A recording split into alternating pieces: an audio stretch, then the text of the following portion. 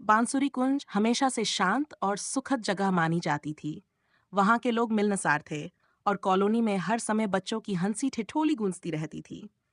लेकिन कुछ ही दिनों में इस कॉलोनी का माहौल बदलने लगा। एक अजीब सी अफवाह कॉलोनी में आग की तरह फैल गई। यहाँ एक चुड़ैल घूम रही है। पहली बार इस अफवाह की शुरुआत हुई कॉलोनी की पार्क के चौकीदार रमेश से। रमेश ने बताया कि रात के करीब 1 बजे जब वह पार्क का चक्कर लगा रहा था, तो उसने सफेद साड़ी पहने एक औरत को झूले पर बैठा देखा। उसकी लंबी बिखरी हुई बालें और लाल चमकती आंखें थीं। जैसे ही रमेश ने करीब जाने की कोशिश की, वह औरत अचानक गायब हो गई। रमेश की बातों को शुरुआत में कुछ लोगों ने हल्के में लिया, लेकिन जैसे जैसे ऐसी घटनाएं बढ़ने लगीं, कॉलोनी के लोग सतर्क हो गए। कॉलोनी के टावर नंबर 3 में रहने वाली मिसेज शर्मा ने बताया कि एक रात जब वे बालकनी में बैठी थीं, तो उन्होंने देखा कि कोई औरत सड़क पर खड़ी है। वह औरत उनके घर की ओर देख रही थी और धीरे धीरे मुस्कुरा रही थी। जब उन्होंने ध्यान से देखा, तो उनकी रीढ़ की हड्डी में ठंडक दौड़ गई। वह औरत हवा में कुछ इशारे कर रही थी। शर्मा जी ने तुरंत खिड़की बंद की और अपने पति को बुलाया। पर जब उनके पति बाहर देखने आए, तो वहां कोई नहीं था। कॉलोनी में ऐसी घटनाओं की संख्या बढ़ने लगी। टावर नंबर 5 में रहने वाले रोहन और उसकी पत्नी पायल ने बताया कि रात को उनके दरवाजे पर जोर से खटखटाने की आवाज आई। जब उन्होंने दरवाजा खोला, तो बाहर कोई नहीं था। लेकिन कुछ ही सेकंड बाद उन्होंने अपने बेडरूम के शीशे पर खून से बच सकते हो तो बच लो लिखा देखा। अब तो यह साफ हो चुका था कि कोई आम इंसान ऐसी हरकतें नहीं कर सकता। लोग डरने लगे थे।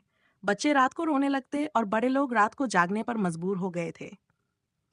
कॉलोनी के वॉचमैन ने भी नौकरी छोड़ दी। कॉलोनी के सबसे बुजुर्ग सदस्य मिस्त्री अंकल ने बताया कि यह जगह पहले एक पुराने श्मशान के पास हुआ करती थी। बहुत साल पहले यहाँ एक औरत को जिंदा जला दिया गया था। वह औरत तांत्रिक क्रियाओं में लिप्त थी और पूरे गांव के लोगों ने उसे चुड़ैल घोषित कर दिया। जलते समय उसने गांव वालों को श्राप दिया था कि वापस लौटेगी और उनके वंशजों को चैन से जीने नहीं देगी। मिस्ट्री अंकल की इस कहानी ने लोगों के डर को और बढ़ा दिया। डर से परेशान होकर रोहन ने फैसला किया कि वह इस चुड़ैल की सच्चाई का पता लगाएगा। उसने अपने दोस्तों के साथ मिलकर कॉलोनी में रात के वक्त गश्त लगानी शुरू की। पहले कुछ दिन कुछ खासा नहीं हुआ, लेकिन फिर एक रात कुछ ऐसा हुआ जिसने सबको हिला कर रख दिया। रात के करीब 1 बजे रोहन और उसके दोस्त कॉलोनी के पार्क के पास पहुंचे। वहां उन्हें एक औरत की परछाई दिखाई दी। वह झूले पर बैठी थी और हवा में झूल रही थी, लेकिन झूला खुद ब खुद हिल रहा था। जैसे ही रोहन ने टॉर्च की रोशनी उस पर डाली, वह परछाई अचानक से गायब हो गई। लेकिन अगले ही पल वह औरत उनके सामने खड़ी थी। उसकी लाल आंखें और काले होंठ देखकर रोहन के दोस्तों के होश उड़ गए। चुड़ैल ने एक जोरदार चीख मारी, जिसे वहां खड़े सभी लोगों के कान सुन्न हो गए। रोहन और उसके दोस्तों ने वहां से भागने की कोशिश की, लेकिन ऐसा लगा कि उनके पैरों ने काम करना बंद कर दिया हो। तभी मिस्त्री अंकल वहां पहुंचे। उनके हाथ में एक पुरानी माला और कुछ मंत्रों की किताब थी। मिस्त्री अंकल ने जोर जोर से मंत्र पढ़ना शुरू किया।